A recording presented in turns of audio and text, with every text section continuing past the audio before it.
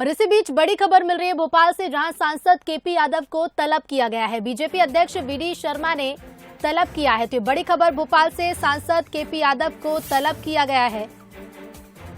प्रदेश अध्यक्ष वीडी शर्मा ने सांसद केपी यादव को तलब किया है। बीजेपी कार्यालय पहुंचे हैं सांसद केपी यादव। बता दें, लक्ष्मीबाई को लेकर सांसद केपी यादव ने बयान दिया था। बिना नाम लिए सिंधिया पर निशाना साधा था। लक्ष्मीबाई को लेकर एक बयान दिया था और चलिए अब वो बयान भी आपको सुनवाते हैं।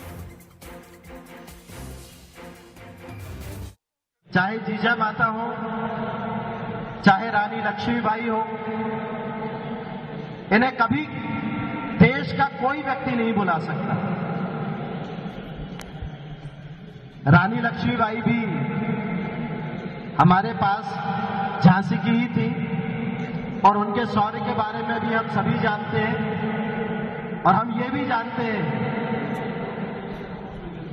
कि अगर कुछ समय कुछ लोगों ने उनके साथ गद्दारी नहीं की होती तो शायद हमारा देश आज 75वीं वर्षगांठ नहीं मना रहा होता स्वतंत्रता की, बल्कि 175वीं वर्षगांठ मना रहा होता। हम 100 साल पहले ही और आजाद हो चुके होते। और इसी खबर पर और ज्यादा बातचीत करेंगे। संवाददाता सूरज शर्मा हमारे साथ लाइव जुड़ रहे हैं। सूरज, बिना नाम लिए सिंधिया राजघराने पर सांसद केपी यादव ने हमला बोला है और इस बयान को लेकर अब उन्हें तलब भी किया गया है।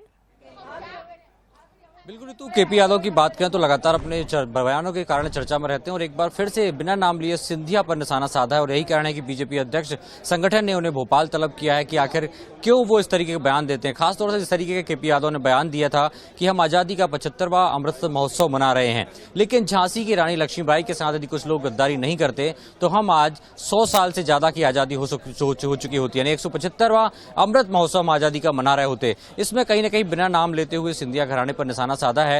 ये वही केपी यादव है जो 2018 के पहले सांसद ज्योतिराज सिंधिया के साथ हुआ करते थे, उनके सांसद प्रतिनिधि थे, लेकिन 2019 में भारतीय जनता पार्टी के चुनाव लड़े और ज्योतिराज सिंधिया को हराकर बीजेपी के सांसद बने। लेकिन जिसके बाद जैसे ही ज्योतिराज सिंधिया भारतीय जनता पार्टी में शामिल हुए, उसके बाद से लगातार केपी यादव के बयान जो हैं वो सिंधिया को लेकर आते जाते हैं। कई बार वो स्पष्ट तौर पर कहते हैं और कई बार बिना नाम लिए सिंधिया घराने को कटघरे में खड़ा करते हैं। और एक बार फिर वही हुआ कि उनके बयान से फिर विवाद पैदा हुआ और यही कारण है कि संगठन ने उन्हें भोपाल तलब किया है। और कारण भी पूछा जा रहा है कि आखिर वो किस तरीके के बयान क्यों दे रहे हैं, क्योंकि 2023 में अब बहुत कम समय बचा है विधानसभा चुनाव का। ऐसे में दो दिग्गज नेताओं के बीच यदि इस तरीके के बयानबाजी होगी तो कहीं न कहीं इसका जो मैसेज है वो जनता के बीच सही नहीं जाएगा। और यही कारण है कि प्रदेश अध्यक्ष वीडी शर्मा ने भोपाल तलब किया है। ऋतु। बिल्कुल सूरज, लेकिन पहले भी इस तरह के बयान देकर चर्चाओं में आ चुके हैं सांसद केपी यादव। इस बार चूंकि एक बड़ा बयान दिया, हालांकि नाम नहीं लिया है, नाम लिए बिना निशाना साधा है, क्या कुछ कार्रवाई की जा सकती है?